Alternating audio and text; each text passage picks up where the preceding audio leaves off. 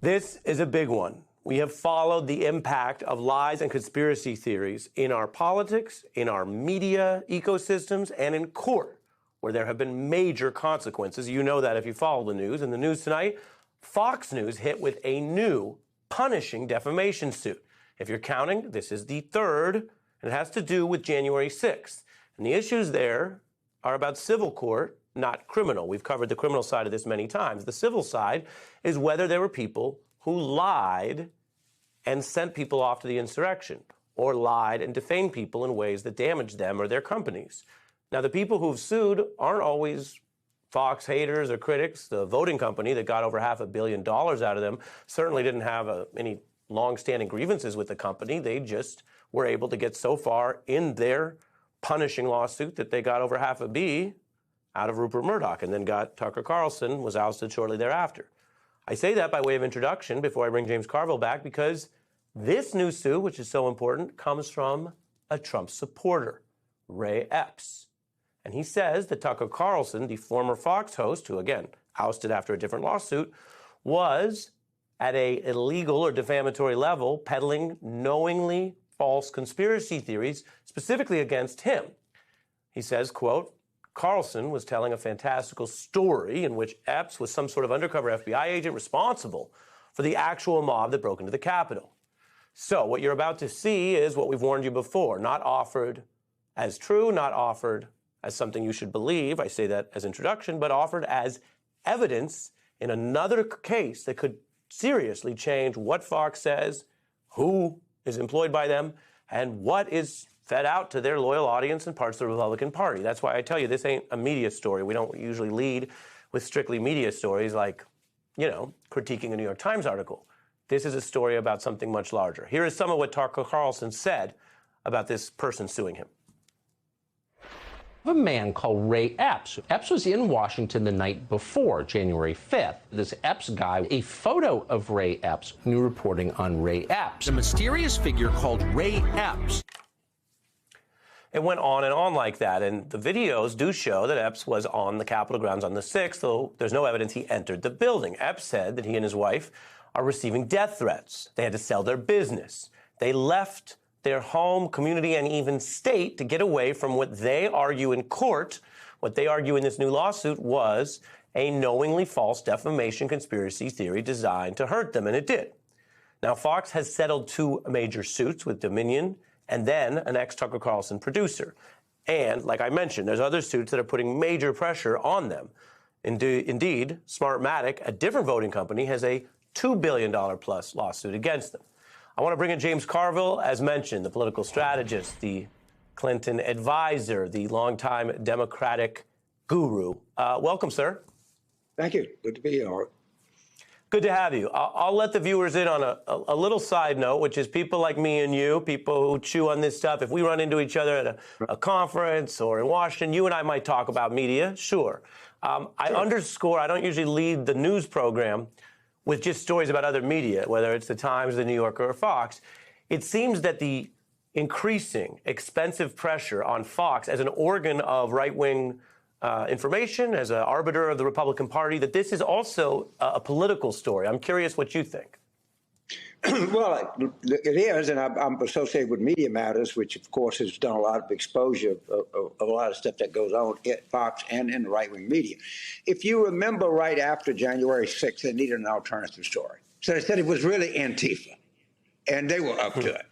But, of course, and there's no such thing as Antifa, so you can't defame it. It doesn't exist. There's no such organization. There's no Antifa headquarters. There's no Antifa board. So if they would have just stuck with Antifa, they'd have probably been okay. But then they single Mr. Epps out, and of course it's a file and it's a lawsuit. The defense hadn't had a chance, but all of it seems pretty true. I mean, the stuff him saying about Mr. Epps, that people in Arizona, I bet you that he's telling the truth when he had to move and he had death threats and everything else. They should have just stuck with Antifa, which doesn't exist, only in their mind.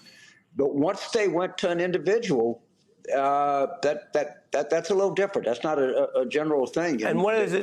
This is this is a simple question, James. But sometimes I ask a simple question: what does it tell you that even for the Fox audience, forget the rest of the country, even for the Fox audience, the truth wasn't going to work. The truth that Donald Trump and these other officials and other people that were documented with the January 6th committee and elsewhere led this thing.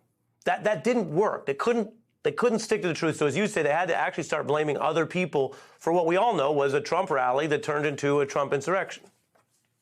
They were desperate to have an answer. It was bad optics of people beating up policemen and breaking into windows, all right? And their audience desperately needed another explanation.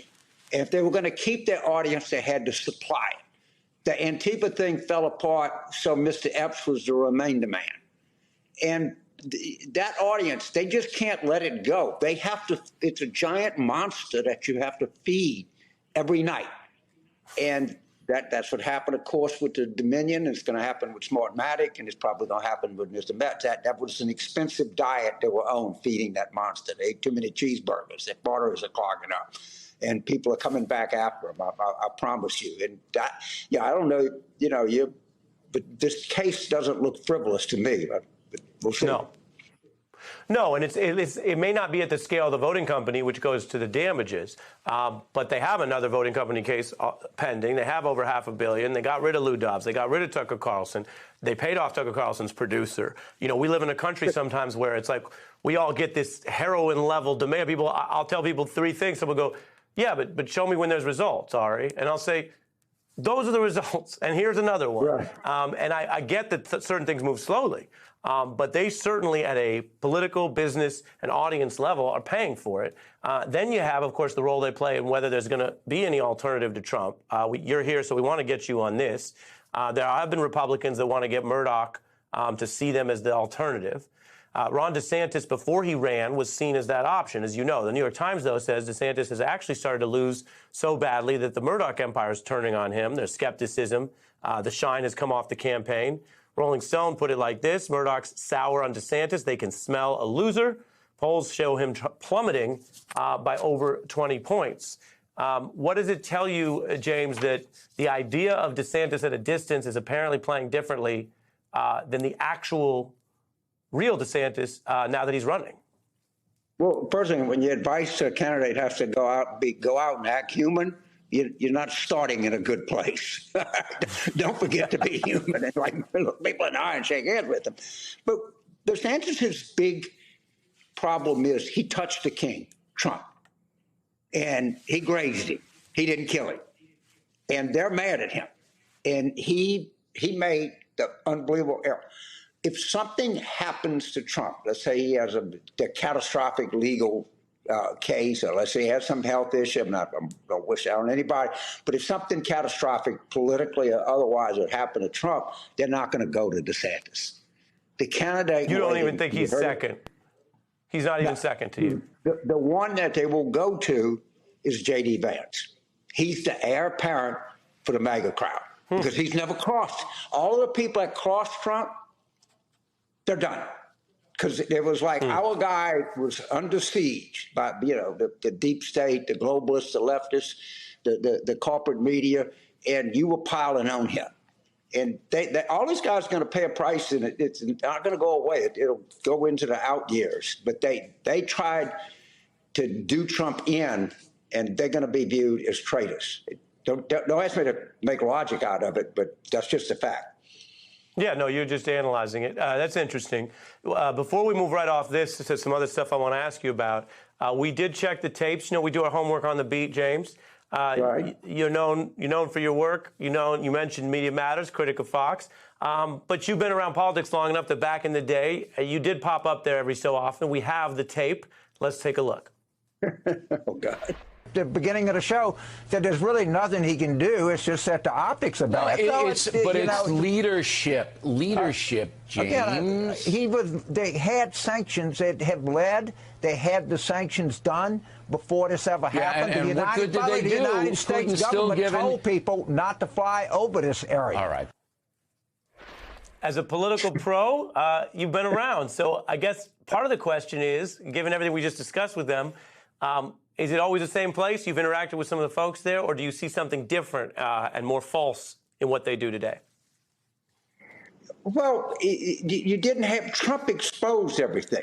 We were living under some kind of illusion that there was a Republican Party that tended to not like regulation very much. It was, pro tax cuts for the wealthy and kind of fiscally conservative, or not true, but demonstrably not true. And then Trump exposed the whole thing. I mean, he just came along and blew the entire thing up. And O'Reilly had his own issues since that aired, and now it seems that everybody at Fox gets their issues from time to time. But they're living on the edge, and a lot of them are falling off on the edge. And the only guy still standing is Trump. I got to tell you, he's still standing there, and those voters that, fortunately for us, I don't think there's enough to win a general election, but it's dangerously close to that. And, there was a big story I read today about the Pew analysis of the 2022 returns, and Democratic turnout was not good. We got to get that through our head. We had poor 2022 turnout, and we had particularly poor black turnout, and we better get under the hood and figure out what's causing this, because it is a problem. And for whatever reason, it's not discussed sufficiently enough. But I think this Pew thing will bring it to the forefront.